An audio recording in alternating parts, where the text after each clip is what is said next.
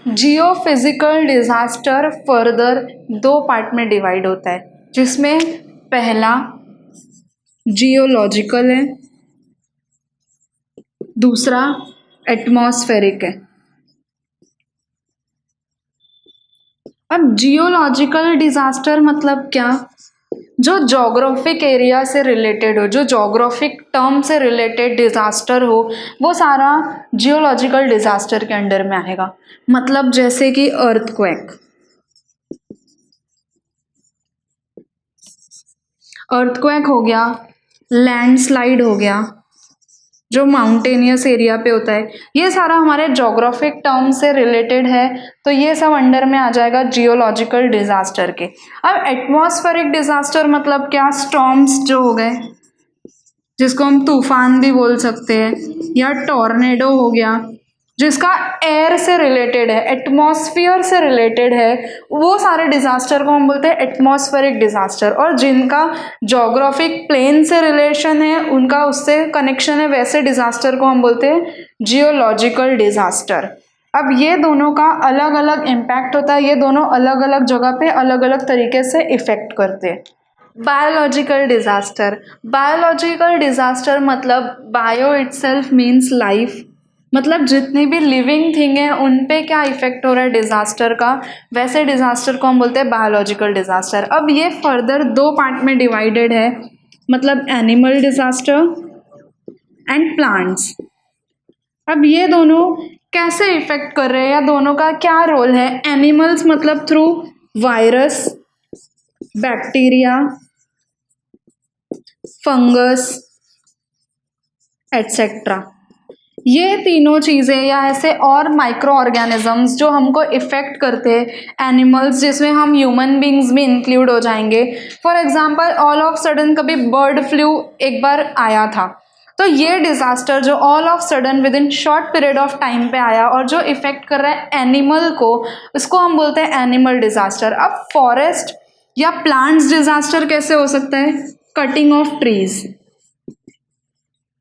जिसको एक और टर्म हम बोलते हैं वो है डिफॉरेस्टेशन। मतलब बहुत सारे ट्रीज को कट करना एक साथ, उसको हमारे बेनिफिट के लिए हम जो बिल्डिंग्स बनाने के लिए कट करते हैं, ऐसा डिजास्टर जहाँ पे प्लांट्स पे असर हो रहा है उसको बोलते हैं प्लांट डिजास्टर। और फॉरेस्ट फायर भी जिसमें इंक्लूड कर सकते हैं। कभी ड्यू टू सर्टेन रीजंस कभी कहीं फॉरेस्ट में आग लग गई और बहुत सारे प्लांट्स डिस्ट्रॉय हो गए, उसको बोलते हैं हम फॉरेस्ट फायर, और वो अंडर आता है प्लांट डिजास्टर के। As we have already studied about the types of disaster, अभी हम देखेंगे उस डिजास्टर का इफेक्ट क्या हो रहा है हर एक इंडिविजुअल पे, या सोशली, या फिर हमारे एनवायरनमेंट पे, सराउंडिंग्स पे क्या इफेक्ट कर रहा है, क्या प्रॉब्लम्स आती है उस डिजास्टर की वजह से। फॉर एग्जाम्पल सबसे पहले हम अर्थक्वेक का एग्जाम्पल लेंगे। अब अगर अर्थक्वेक कोई एक पर्टिकुलर एरिया में आया तो उसकी वजह से बहुत सारी बिल्डिंग्स कोलैप्स हो जाएगी, बहुत सारे हाउसेस बर्बाद हो जाएंगे, डिस्ट्रॉय हो जाएंगे। अब अगर हाउसेस डिस्ट्रॉय हो गए तो उस हाउस में रहने वाले लोगों को प्रॉब्लम्स आएगी। मतलब अगर उनका हाउस चला गया, उनके घर के जितने सारे चीज़ें थी जो उनकी नेसेसरी थिंग्स थी वो सारी कुछ डिस्ट्रॉय हो गई, तो उसकी वजह से वो क्या प्रॉब्लम फेस करेंगे? ऑब्वियसली उनके इकोनॉमी में भी डिक्लिनेशन होगा,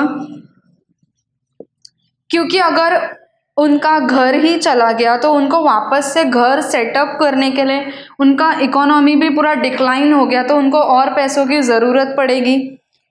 थर्ड, अगर फॉर एग्जांपल हम ले लेते हैं लैंडस्लाइड।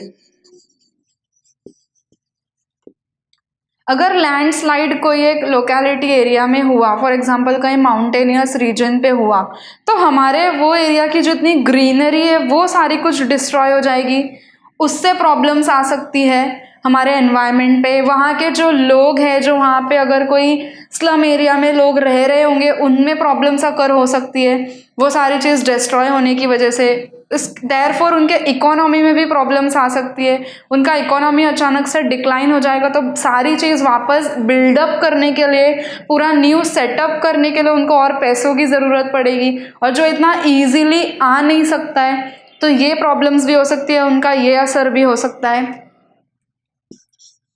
थर्ड, स्टॉर्म्स या फिर टॉर्नेडो और एल्स फ्लड। अगर फ्लड कहीं हुआ या वाटर पॉल्यूशन, कुछ वाटर में या ओशंस में प्रॉब्लम आ रही है, तो वो इनडायरेक्टली हमारे पाइपलाइन के थ्रू होते हुए हमारे घर में जो पानी आएगा, वो पानी ड्रिंक करने से हमको बहुत सारी डिजीजेस भी हो सकती है। फिर वो डिजीजेस क्योर करने के लिए हमें हॉस्पिटल जाना पड़ेगा, जहाँ हॉस्पिटल जाने का अलग से एक्सपेंस लग सकता है। तो इनडायरेक्टली घुमा फिरा के हमारे इकोनॉमी पे ये डिज़ास्टर का वेरियस और बहुत ज़्यादा इम्पैक्ट होता है, जिसको हमको कंट्रोल करना है। और हमारे और सारे फैक्टर्स क्या इफ़ेक्ट करते हैं, सिर्फ एक इकोनॉमी पे नहीं, इकोनॉमी से रिलेटेड सोशली भी कैसे वो इफ़ेक्ट कर रहे हैं, पॉलिटिकली भी कैसे इफ़ेक्ट कर रहे हैं, वो हम इसके नीचे पार्ट में देखेंगे। अब डिज़ास्टर का हर एक फील्ड में अलग इम्पैक्ट होता है, तो कौन से फील्ड में कैसा इम्पैक्ट हो रहा है हम यहाँ पे देखेंगे। सबसे पहले एनवायरनमेंट पे क्या इफेक्ट हो रहा है। एनवायरनमेंट पे ये इफेक्ट हो रहा है कि कहीं पे लैंडस्लाइड हो गया, मतलब वो माउंटेनियस रीजन में कुछ प्रॉब्लम्स अकर हुई, अर्थक्वेक हुआ तो बिल्डिंग्स कोलैप्स हो गई, वो पूरा एरिया डिस्ट्रॉय हो गया, डैमेज हो गया, या फिर कहीं पे लैंड्स में क्रैक आ गए तो वो पूरा सॉइल इरोजन भी जिसकी वजह से हो सकता है, सॉइल्स डिस्ट्रॉय हो गई जिसकी वजह से ऑटोमेटिकली प्लांट्स ग्रो नहीं करेंगे। तो ये सारे एनवायरमेंटल इफेक्ट हुए। सोशल इफेक्ट क्या हो सकते हैं, मतलब अगर हमारा जो लोकेलिटी, हमारा एरिया जहाँ पे हम रह रहे हैं वो डिस्ट्रॉय हो गया, तो हम सोशली भी लोगों से इतना कम्युनिकेट नहीं कर पाएंगे, हम जाके इतना लोगों से इंटरेक्ट नहीं कर पाएंगे, हमको प्रॉब्लम्स फेस करनी पड़ेगी। तो ये सारी प्रॉब्लम्स हमारे को सोशली अकर हो सकती है। एडमिनिस्ट्रेटिव, प्रोफेशनली, मतलब प्रोफेशनली क्या प्रॉब्लम्स अकर हो सकती है। अगर हमारी बिल्डिंग्स कहीं पे कुछ कोलैप्स हो जाती है, या कहीं कोई एरिया में अर्थक्वेक हो गया, या फिर कहीं लैंडस्लाइड हो गया, तो जिसकी वजह से शॉर्टेज ऑफ ट्रांसपोर्ट होगा। मीन्स अगर कोई इंडिविजुअल को कहीं ऑफिस में जाना है, या उनको कहीं काम पे जाना है, या फिर हम एजुकेशन लेवल पे या कहीं उनको स्कूल कॉलेज विजिट करना है और शॉर्टेज ऑफ ट्रांसपोर्ट हो गया, तो वो ट्रैवल नहीं कर पाएंगे। अगर वो ट्रैवल नहीं कर पाए, वो अपने काम पे नहीं पहुंचे, तो ऑटोमेटिकली उनके सैलरी पे इफेक्ट पड़ेगा। तो सैलरी पे इफेक्ट पड़ने से उनके इनकम पे इफेक्ट पड़ेगा। फिर इनकम नहीं होगी, इकोनॉमी इतनी हाई नहीं रहेगी, तो फिर वो अपने जो दूसरे काम करना है उनको वो पैसों से वो नहीं हो पाएगा। तो ये सारे आपके प्रोफेशनल लेवल पे प्रॉब्लम्स आ सकती है। अब मेडिकल लेवल पे क्या आ सकती है, मीन्स अगर कहीं पे कुछ बिल्डिंग्स कोलैप हो गई, या कहीं कुछ बिल्डिंग गिर जाती है, या कहीं कुछ लैंडस्लाइड हो जाता है, और फॉर एग्जांपल वहाँ पे कोई लोग उस टाइम पे, वो प्रॉब्लम अकर होने के टाइम पे प्रेजेंट थे, अब वो वहाँ पे रहने की वजह से उनके ऊपर ही बिल्डिंग गिर गई, तो डैम श्योर उनके फिजिकल बॉडी पे भी प्रॉब्लम्स आएगी। अब वो फिजिकल बॉडी पे प्रॉब्लम आने के लिए, ठीक करने के लिए हमको हॉस्पिटल जाना पड़ेगा। अब हॉस्पिटल जाने के बाद अलग एक्सपेंस लगेगा, वहाँ जाने को डॉक्टर को हमको पे करना है। तो वो मेडिकल लाइन में भी जाने के लिए, या उस लेवल पे हमको क्योर करवाने के लिए भी इकोनॉमी पे असर पड़ रहा है। और हमको ठीक करने के लिए मे भी चांसेस है कि हमारा हाथ खराब हो सकता है, हाथ डैमेज हो सकता है, पैर डैमेज हो सकता है, कुछ भी प्रॉब्लम्स अकर हो सकती है। तो ये मेडिकल रिलेटेड इशू है। अब पॉलिटिकल इशू क्या हो सकता है। अब इतना सारा अगर डिस्ट्रॉयमेंट या डैमेजनेस जो हो चुकी है, इसको कंट्रोल करने के लिए हर एक इंडिविजुअल की हेल्प से तो नहीं हो सकता। गवर्नमेंट को कुछ स्कीम बनानी पड़ेगी, या कुछ लॉ फॉर्मुलेट करना पड़ेगा, या कुछ ऐसे इनिशिएटिव लेने पड़ेंगे जिसकी वजह से सोशली लोगों को हेल्प मिल सके, उनका घर बन सके, या फिर उनको थोड़े दिनों के लिए खाना प्रोवाइड कर सके, या फिर एजुकेशन कुछ फ्री में प्रोवाइड कर सके, ताकि वो लोग इतनी प्रॉब्लम्स फेस ना कर पाए और इजीली ओवरकम कर सके ये सारे डिज़ास्टर को। डिज़ास्टर मैनेजमेंट के बहुत सारे फेज़ है, और बहुत सारे फेज़ में ये वर्क कर सकता है। जैसे कि पहला फेज़ सबसे है इम्पॉर्टेंट, इमरजेंसी फेज़।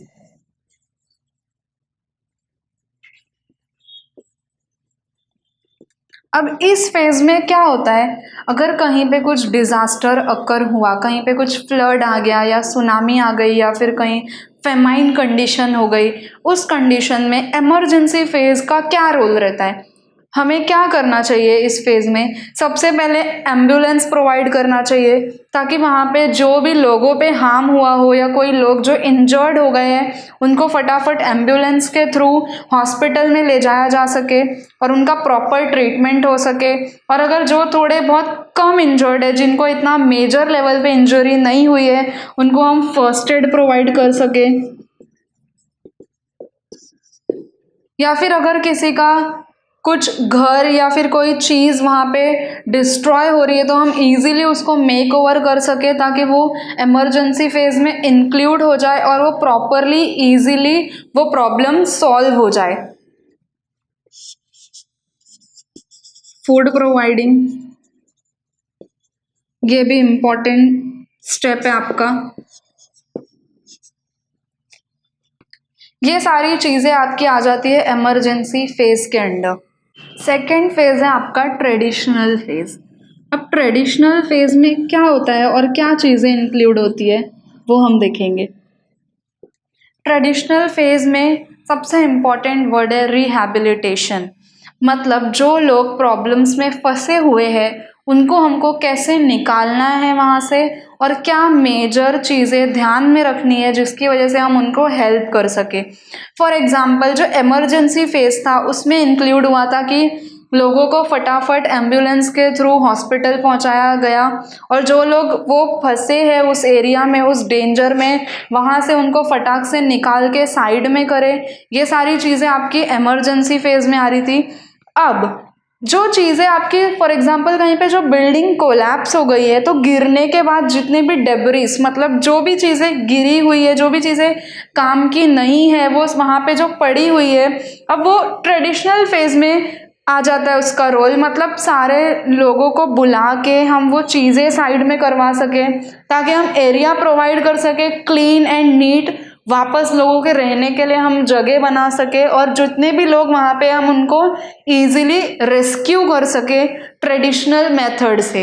ये सारी चीज़ आपकी आ जाती है ट्रेडिशनल फेज में। हम जो फर्स्ट फेज ऑलरेडी देखे थे दैट इज़ इमरजेंसी फेज, वहाँ से गो थ्रू करने के बाद हम सेकेंड फेज पे आ जाते हैं दैट इज़ हमारा जो है ट्रांजिशनल फेज। अब ट्रांजिशनल वर्ड से ही लग रहा है कि कुछ चेंजेस होने वाले हैं या कुछ चेंज अकर होगा। अब इस फेज में क्या होता है, जो हमारा इमरजेंसी फेज था वहाँ से स्टार्ट होके हम ट्रांजिशन होके नेक्स्ट फेज में जाएंगे। मतलब जो अगर कहीं पे कुछ बिल्डिंग गिरी हुई थी या कहीं पे कुछ फ्लड आ गया था तो वहाँ से लोगों को रेस्क्यू करने के बाद, जो लोग इंजर्ड थे उनको हॉस्पिटल पहुंचाने के बाद, जो सारे डिस्ट्रॉयबल चीज़ें हैं, जो सब डेब्रिस बचा हुआ है, जो सब गार्बेज बचा हुआ है, उस गार्बेज को निकालना, वहाँ से निकाल के क्लियर करना और लोगों को अवेलेबल करना जगह कि अब हाँ नीट एंड क्लीन स्पेस हो गई, अब वापस आप यहाँ आके सेटल हो सकते हो। ये सारी चीज़ नीटनेस एंड क्लीननेस मेंटेन करने के बाद हमारे को ये मेंटल स्ट्रेस भी फ्री करता है। हम मेंटली स्ट्रेस नहीं रहेंगे नीट एंड क्लीन जगह देखने के बाद और हमको इसकी वजह से दिमाग पे भी कुछ प्रॉब्लम्स नहीं आएगी। तो ये सारी चीज़ें आपकी इंक्लूड हो जाती है ट्रांजिशनल फेज में। ट्रांजिशनल फेज हो जाने के बाद हम थर्ड फेज में ट्रैवल करते हैं दैट इज़ रिकंस्ट्रक्शन फेज। अब रिकंस्ट्रक्शन वर्ड से ही हमको क्या समझ में आ रहा है, मतलब ऑलरेडी जो चीज़ कंस्ट्रक्टेड थी वो डिज़ास्टर आने की वजह से डिस्ट्रॉय हो गई, अब हमको वापस उसको रिकंस्ट्रक्ट करना है, वापस हमको पूरा सेटअप बिल्डअप करना है, तो वो हमारा आ जाता है रिकंस्ट्रक्शन फेज में, थर्ड स्टेज में। ये सबसे कॉम्प्लिकेटेड फेज है और ये सबसे बड़ा फेज भी है, लॉन्ग लास्टिंग फेज। अब कहीं जो बिल्डिंग गिर चुकी थी या कहीं पे फ्लड आ गया था, तो हमको वापस वो पूरी बिल्डिंग बिल्डअप करने में ज़्यादा टाइम लगेगा, ज़्यादा मनी लगेगा, और जितनी सारी जो प्रॉब्लम्स अकर हुई है वो सारी प्रॉब्लम्स को सॉल्व करने के लिए भी हमको फाइनेंशियली स्टेबल और स्ट्रांग होना पड़ेगा, जिसके लिए हम इंडिविजुअली नहीं कर सकते, जिसके लिए हमें गवर्नमेंट की कुछ हेल्प लगेगी, उनके कुछ लॉज को फॉर्मुलेट करना पड़ेगा, उनको कुछ स्कीम लानी पड़ेगी कि जिससे लोगों पे स्ट्रेस ना आए और वो इजीली इस प्रॉब्लम को ओवरकम कर सके और वापस से पूरा कंस्ट्रक्ट कर सके जैसा उनका बिल्डअप ऑलरेडी था। तो ये सारी चीज़ें इंक्लूड होगी हमारे रिकंस्ट्रक्शन फेज में। अब जितने सारे डिज़ास्टर रिलेटेड अभी तक हम टर्म्स पढ़े हैं, तो डिज़ास्टर का क्या असर हो रहा है और क्या क्या इफ़ेक्ट हो रहा है और क्या क्या प्रॉब्लम्स आ रही है, अभी तक हम वो देखें। अब आते हैं हम एक्चुअल टॉपिक पे, वो है डिज़ास्टर मैनेजमेंट। हम डिज़ास्टर को कैसे मैनेज करेंगे, कैसे हम हैंडल करेंगे, अगर ऐसी कुछ प्रॉब्लम्स आ गई तो हम कैसे उसको टैकल करेंगे। तो डिज़ास्टर मैनेजमेंट 2 पार्ट में डिवाइडेड है। पहला pre disaster management, second post disaster management. Pre disaster management से हमको क्या समझ में आ रहा है? प्री डिज़ास्टर मतलब ये जो डिज़ास्टर होने से पहले का सिनारियो, मतलब जब डिज़ास्टर होने वाला है उसके पहले ही हम क्या क्या प्रिकॉशंस लेंगे और क्या क्या चीज़ें हम इनकलकेट करेंगे कि हमको ये डिज़ास्टर होने के बाद फेस ना करना पड़े। तो प्री डिज़ास्टर में सबसे पहला इम्पॉर्टेंट पॉइंट आएगा कि हम डिज़ास्टर प्रोन एरियाज़ को आइडेंटिफाई कर सके। मतलब कौन से एरिया में डिज़ास्टर आने के ज़्यादा चांसेस है, इतना हमको क्लियरली समझ में आता है। फॉर एग्जाम्पल अगर हम सी साइड पे घर लेंगे तो ज़्यादा चांसेस है फ्लड आने के। अगर हम माउंटेनियस रीजन पे घर बनाएंगे तो ज़्यादा चांसेस है कि लैंडस्लाइड हो, माउंटेन्स में क्रैक आए तो वो घर डिस्ट्रॉय होगा। तो सबसे पहले हम ये आइडेंटिफाई करेंगे कि हमारा डिज़ास्टर प्रोन एरिया कौन सा है। तो ये हमारा फर्स्ट पॉइंट हो गया, आइडेंटिफाइंग एरियाज। हम पहले एरिया तो आइडेंटिफाई कर लेंगे कौन सा एरिया प्रोन टू है डिज़ास्टर को। सेकंड, हम इंफॉर्मेशन कलेक्ट करेंगे कि जो अर्थक्वेक और फ्लड है ये सब का क्या इंटेंसिटी हो सकता है, कैसे हम ये कितने इंटेंसिटी से आएगा तो ये इफ़ेक्ट करेगा हमारे एरिया को। तो हम वो इंटेंसिटी मेजर करके हमारे जो बिल्डिंग्स हम बिल्ड करने वाले हैं या जो घर बनाने वाले हैं, हम उसको इतना स्ट्रॉन्ग बनाएं कि अगर वो इतनी इंटेंसिटी से आ रहा है तो इतना वो हैंडल कर पाए और इतना वो टैकल कर पाए। थर्ड, ऑलरेडी हम मेंटली प्रिपेयर करेंगे या फिर हम डिज़ास्टर जो आने वाला है उसको कैसे मैनेज करना है या फिर उस डिज़ास्टर का क्या इफ़ेक्ट है, हम ऑलरेडी उसकी डिटेल स्टडी करके रखेंगे ताकि अगर जब वो आए तो हम ऑल ऑफ सडन एकदम ब्लैंक ना रहे, हमको उसके बारे में इनफ इंफॉर्मेशन रहे और हम इजीली उसको टैकल कर पाए। ये सारी चीज़ आपकी इंक्लूड होती है प्री डिज़ास्टर मैनेजमेंट में। अब हम आएंगे पोस्ट डिज़ास्टर मैनेजमेंट पे। पोस्ट डिज़ास्टर मैनेजमेंट क्या होता है? डिज़ास्टर आ जाने के बाद, कहीं कुछ प्रॉब्लम्स हो जाने के बाद हम कैसे मैनेज करेंगे। अभी तक जो हम देख रहे थे, हम पहले ही प्रिपेयर हो रहे थे कि अगर ऐसी कुछ कंडीशन हुई तो हम कैसे टैकल करेंगे। अब यहाँ पे अगर ऐसी कुछ कंडीशन हो चुकी है ऑलरेडी तो हम कैसे मैनेज करेंगे।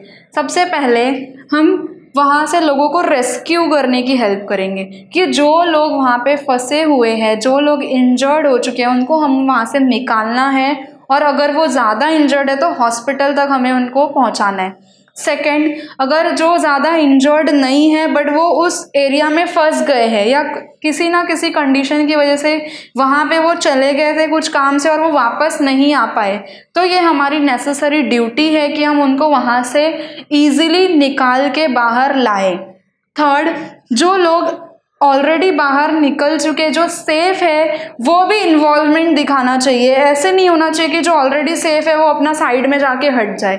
जो लोग सेफ हो चुके हैं वो भी हेल्प करना चाहिए, वो उसमें इन्वॉल्व हो के जो लोग फंसे हैं उनको बाहर निकालना चाहिए। और थोड़ी इकोनॉमिकल मदद भी हमें करनी चाहिए क्योंकि अगर हॉस्पिटल जाना है और कुछ प्रॉब्लम्स आ गई, उनका घर डिस्ट्रॉय हो चुका है, डैमेज हो चुका है, तो हमको उन्हें थोड़ा फाइनेंशियली भी हेल्प करनी चाहिए ताकि वो वापस से अपना पूरा बिल्डअप कर सके। ये सारी चीज़ें हमारी पोस्ट डिज़ास्टर में इंक्लूड होंगी। Main aspects of disaster management. Disaster management का हर एक पे क्या रोल है और कैसे वो प्ले कर रहा है। सबसे पहले उसकी साइकिल कैसे चलती है, प्रिपरेशन से स्टार्ट होगा।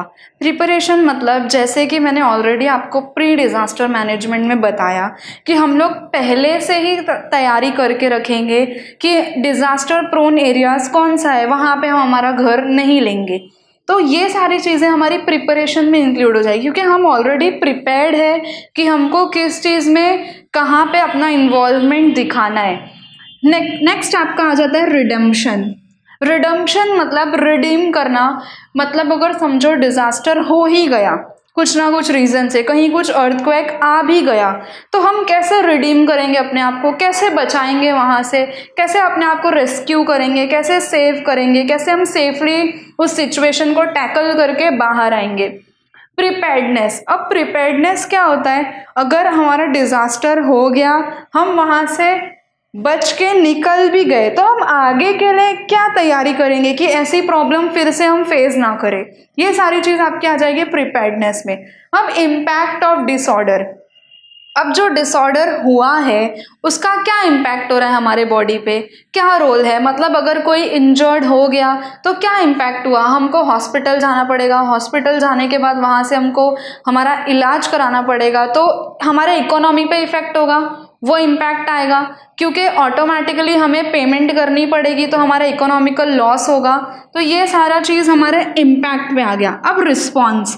अब लोग ये डिसऑर्डर होने के बाद कैसे रिस्पॉन्स कर रहे हैं, उनका क्या रिएक्शन है, क्या प्रिकॉशंस वो आगे लेंगे, कैसे रिस्पॉन्सिव है अर्थक्वेक की तरफ या फिर कुछ डिज़ास्टर मैनेजमेंट की तरफ, वो कितने रिस्पॉन्सिव है, कितने अलर्ट हो गए, ये चीज़ आपके रिस्पॉन्स में आ जाएगी। रिसर्जेंस। ये आपका रिस्पॉन्स आने के बाद अगर फिर से कुछ होता है तो जो इमरजेंसी फेज़ रहता है इनके बीच का, वो आ जाता है आपका रिसर्जेंस फेज़ में। अब थर्ड, रिस्टोरेशन। रिस्टोरेशन मतलब ऑलरेडी जो चीज़ बिल्ड थी हमको वापस से पूरा उसको डिस्ट्रॉय होने के बाद रीस्टोर करना है, वो चीज़ को वापस हमें पूरा बिल्डअप करना है, पूरा सेटअप, उसको हम बोलते हैं रिस्टोरेशन, ताकि हमारी चीज़ वापस नॉर्मल हो सके, हम वापस हमारी फंक्शनैलिटी नॉर्मल कर सके और इजीली हम हैंडल कर सके और स्मूथली ये रन हो। तो ऐसे हम हमारे डिज़ास्टर मैनेजमेंट लाइफ साइकिल को हैंडल कर सकते हैं इजीली। अब डिज़ास्टर मैनेजमेंट जो हो रहा है उसको हैंडल करने के लिए, उसके ऊपर प्रॉपर नज़र रखने के लिए अथॉरिटी बनाई गई है हर एक अलग अलग लेवल पे।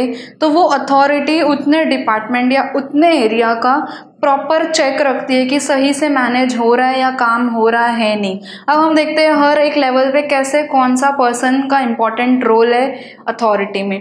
अब नेशनल डिज़ास्टर मैनेजमेंट अथॉरिटी मतलब इंडिया लेवल पे ओवरऑल नेशनली जब अगर कहीं पे डिज़ास्टर हुआ है तो ओवरऑल जब उसको हैंडल करना है तो उसके लिए चेयरमैन या चेयरपर्सन है प्राइम मिनिस्टर। उसको हैंडल करने के लिए प्राइम मिनिस्टर पूरा चेक रखते हैं कि नेशनली जो प्रॉब्लम हुई है वो कैसे सॉल्व हो रही है और कैसे उसको ओवरकम कर सकते हैं। अगर वही चीज़ स्टेट लेवल पे होगी, state level disaster management authority के लिए चेयरपर्सन है चीफ मिनिस्टर उस स्टेट का। उस स्टेट का जो चीफ मिनिस्टर है वो प्रॉपर चेक रखेगा, वो पूरी डिटेल में ध्यान रखेंगे कि हमारा डिज़ास्टर कैसे हैंडल हो रहा है और उसको कैसे ओवरकम करना है।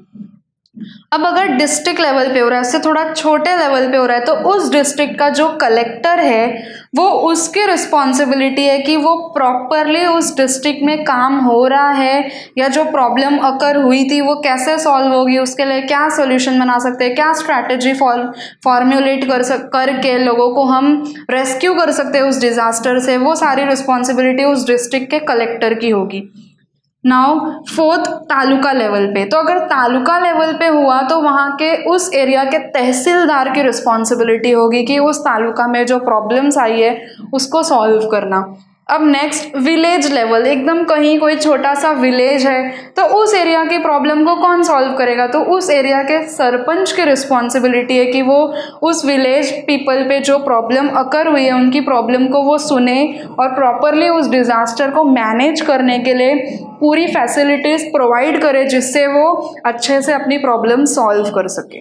फर्स्ट एड हमारा क्या रोल प्ले करता है डिज़ास्टर मैनेजमेंट में?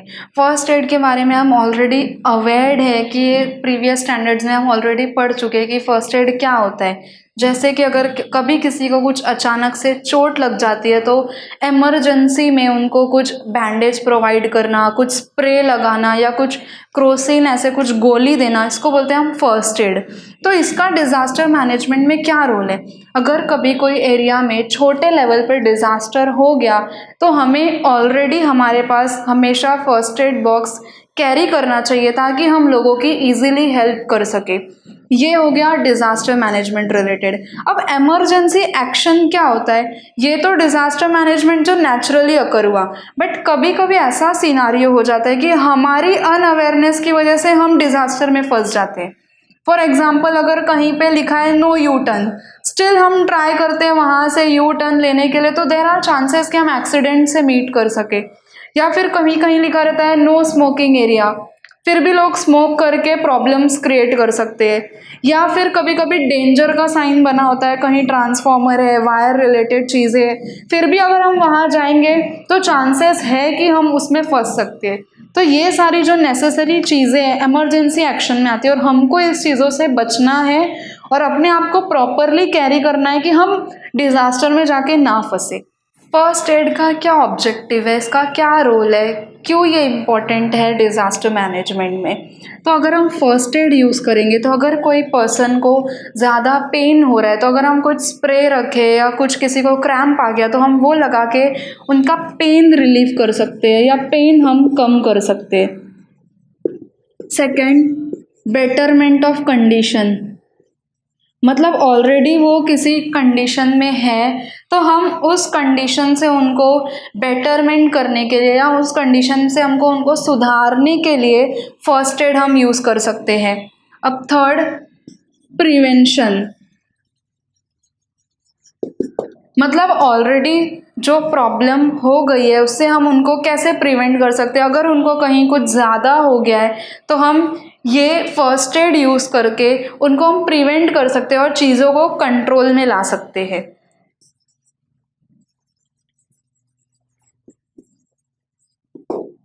अब prevention and controlling is kind of same, मतलब हम प्रिवेंट करेंगे तो ऑटोमेटिकली हम उस डिजीज़ को कंट्रोल में कर रहे हैं। तो ये सारे मेन ऑब्जेक्टिव्स हैं हमारे फर्स्ट एड के, और हम फर्स्ट एड इसलिए इम्पॉर्टेंट है हमारे डिज़ास्टर मैनेजमेंट में, इसलिए हमको इसको कैरी करना है ताकि हम ये सारी प्रॉब्लम से सेव रहे और ईजिली स्मूथली चल सके। मॉक ड्रिल, अब मॉक ड्रिल क्या होता है? इट इज़ अ प्रैक्टिस जो हम बिल्ड करते हैं ताकि हमारे जो डिज़ास्टर आने वाला है उसको हम ऑलरेडी पहले से प्रिपेयर्ड रहे और हम इजीली इसको ओवरकम कर सके। फॉर एग्जांपल, फायर एक्सटिंग्विशर लगाना या फायर फाइटर लगाना, कहीं पे मॉल हो गया, कोई बिल्डिंग्स हो गए, होटल्स हो गए, वहाँ पे हम ऑलरेडी फायर फाइटर बिल्ड करेंगे या फायर एक्सटिंग्विशर लगाएंगे ताकि कभी ऐसी कुछ सिचुएशन आए तो हमको इतना ज़्यादा टाइम ना लगे लोगों को रेस्क्यू करने में और इजीली हम वो चीज़ ऑन कर सकते हैं और लोगों को हम बचा सकते हैं। वैसे हम बहुत सारे अलार्म सेट करके रखते हैं अगर कहीं पे कुछ चांसेस लग रहा है। फॉर एग्जांपल, अगर कहीं स्मोकिंग एरिया प्रोहिबिटेड है, स्मोक करना प्रोहिबिटेड है, और अगर कोई वहाँ पे गलती से कुछ कैरी कर रहा है या फिर अगर कहीं उनको कुछ ऐसा लगे, अलार्म को ऐसे हम सेंसर लगाएंगे कि वो इजीली सेंस करे कि ऐसे कुछ प्रॉब्लम आ रही है और वो अलार्म रिंग करे, ताकि उस अलार्म रिंग होने से हम ऑलरेडी अलर्ट हो जाए कि यहाँ पे ऐसी कुछ प्रॉब्लम्स आ सकती है और वो एरिया में जाके हम चेक करें कि क्या प्रॉब्लम हुई है, क्यों ये अलार्म बजा, और वो प्रॉब्लम चेक करने के बाद हम इजीली उसको ऑन द स्पॉट सॉल्व करें और हैंडल करके हम अच्छे से वापस लोगों को रेस्क्यू कर सके और नॉर्मली कुछ प्रॉब्लम्स अकर ना हो।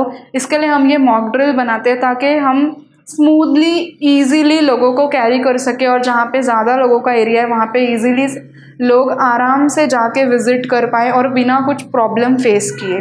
तो ये सारी चीज़ें आपकी आ जाएगी मॉक ड्रिल में।